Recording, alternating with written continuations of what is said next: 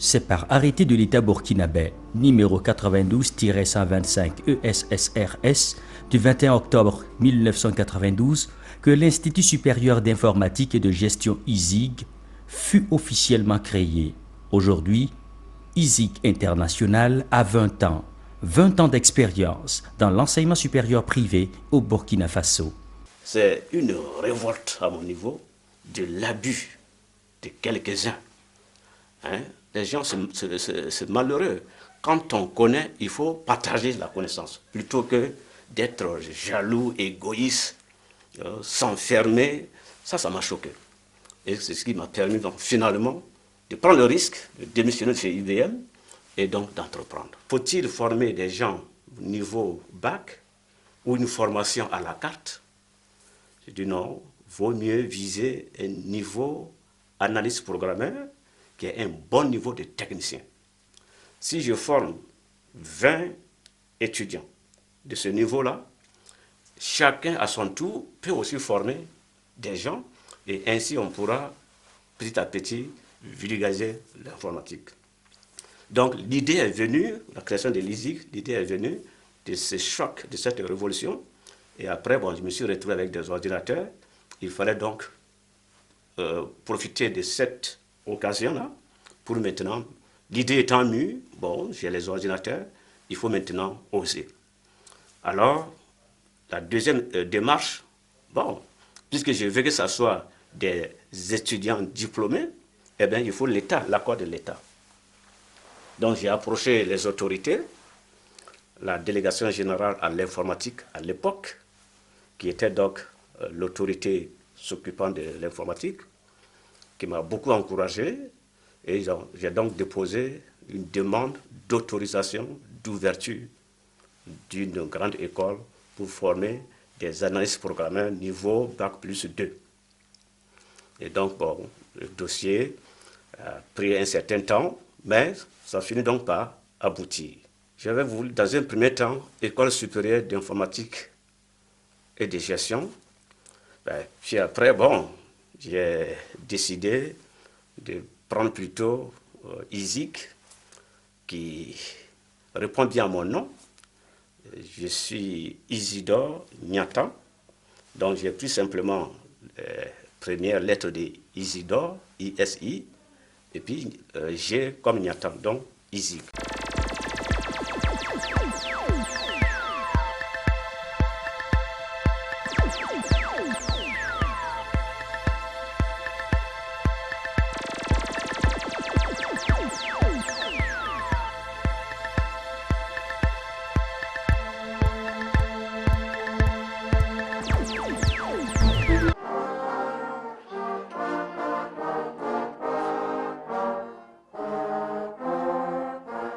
Placé sous le parrainage de son Excellence Béyon Lucadolf Tiao, Premier ministre du Burkina Faso, et de son Excellence Zhang Mingzong, ambassadeur de la République de Chine Taïwan au Burkina Faso, la célébration du 20e anniversaire a connu la participation d'imminents professeurs venus du Canada, de la France et de la sous-région ouest-africaine.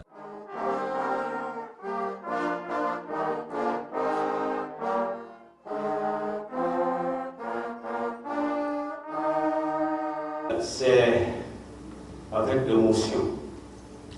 Oui, je suis ému. Et je m'adresse à vous ce matin. Tout cela a été possible grâce à Dieu. Oui, ISIG, pour moi, est un miracle de Dieu. Monsieur le Président et le fondateur, 20 ans déjà, et vous pouvez en être très fier. Vous êtes un modèle pour toute une génération et votre contribution à travers ISIG International est inestimable pour le développement durable du Burkina Faso et des pays de l'UMOA. En 20 ans, l'ISIG a formé de très nombreux cadres qui apportent leur contribution au développement du Burkina Faso et de plusieurs pays africains. Cette performance, nous la devons à un homme de foi, un homme de vision, je veux parler de M. Isidore Kini, qui lui-même a un parcours exceptionnel. Je voudrais donc, M. Kini, vous féliciter pour votre audace, pour votre perspicacité, pour votre rigueur. Et tout cela aujourd'hui paye.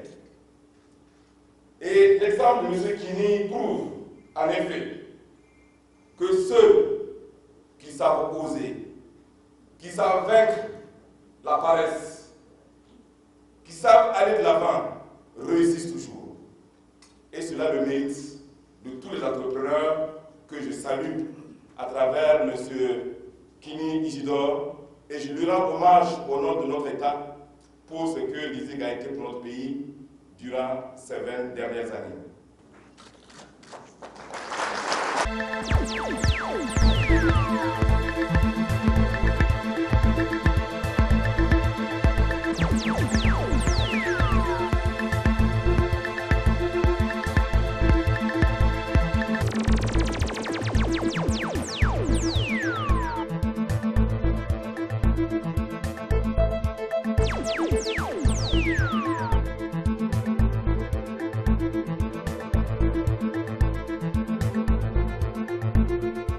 20 ans d'enseignement supérieur privé au Burkina Faso, c'est la contribution de ISIG International pour le développement au niveau national. Par arrêté numéro 2010-356 MERS ETPF CAP du 11 octobre 2010, l'État burkinabé autorise l'ouverture de cycles de filières d'études et de délivrance de diplômes à ISIG International, qui est devenue Université Aube Nouvelle, UOBEN, par autorisation numéro 2012-000344 MEUS SG DGESR DIEPR du 17 février 2012. C'est cette vision de répondre, en tout cas, à un large éventail d'offres de formation à la demande des étudiants et surtout le désir de maintenant nous intéresser à la formation des docteurs, donc l'école doctorale, et de développer la recherche maintenant.